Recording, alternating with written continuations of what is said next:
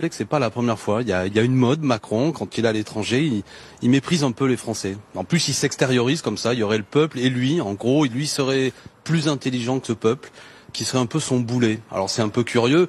Déjà, bon, sur le plan historique, en plus, si on voulait dire les choses, les Gaulois étaient pas du tout réfractaires au changement. C'était au contraire un peuple tout à fait imaginatif. Peut-être que Macron ne le sait pas. En plus, ce mot de Gaulois, on sait très bien que c'est un terme très connoté. Qu'est-ce que ça veut dire? Les Gaulois, c'était des Celtes, et la France d'aujourd'hui est bien différente que ce qu'était ce peuple. Mais de manière plus générale, il y a une arrogance. Astérix, Alexis Corbière, vous l'avez bien compris. Alors...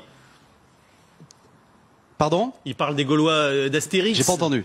Il parle des Gaulois d'Astérix, d'une vision comme ça un peu cliché. Non. Vous l'avez compris. Mais moi j'aime bien Astérix, ça c'est pas le sujet, les Français aussi, mais il y a chez Emmanuel Macron toujours cette idée que les Français ne voudraient pas du changement, alors qu'ils veulent du changement. Par exemple, la démission de Monsieur Hulot, c'est précisément parce que Macron ne veut pas de changement. Il est réfractaire, lui, au changement. Il veut pas de transition écologique, il veut pas changer de système économique.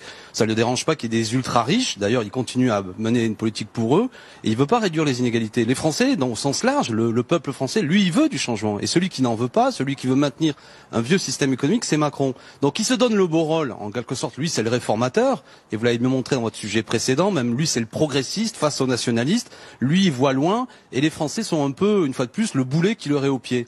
En gros, à l'entendre, il faudrait changer le peuple. Mais moi, je pense qu'il vaudrait mieux changer de président.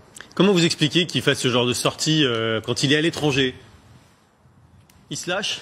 Je veux pas le psychanalyser, l'allonger sur un divan, mais c'est un peu son surmoi. Je pense que cet homme, qui a beaucoup de qualités, se croit quand même un peu plus intelligent que les autres, et pense que ça irait mieux si tous les Français étaient comme lui, si les Français étaient aussi intelligents que lui. C'est un peu ça qui transpire.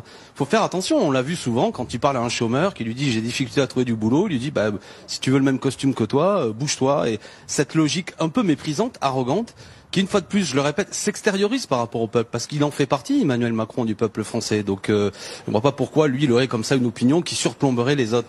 Donc, c'est quelque chose, je crois, assez révélateur de la politique d'Emmanuel Macron. Le macronisme, c'est ça, c'est une élite de gens qui se pensent au-dessus des autres et qui répètent en permanence que ça irait mieux si les Français étaient aussi intelligents qu'eux.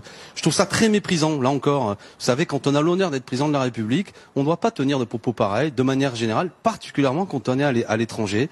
En plus, une fois, en répétant, même si vous avez dit que c'est Astérix, mais des clichés de comptoir, en fait, des trucs de bistrot, c'est pas à la hauteur de la fonction, c'est méprisant, ça entraîne pas le peuple français, justement, au changement qu'il appelle, je le répète une fois de plus, s'il y a vraiment un peuple qui veut du changement, qui a toujours marché devant, historiquement, pour le changement, pour le progrès, pour les droits, c'est le peuple français. Et Macron n'est pas à la hauteur, si je puis dire, du peuple français. Merci beaucoup, Alexis Corbière.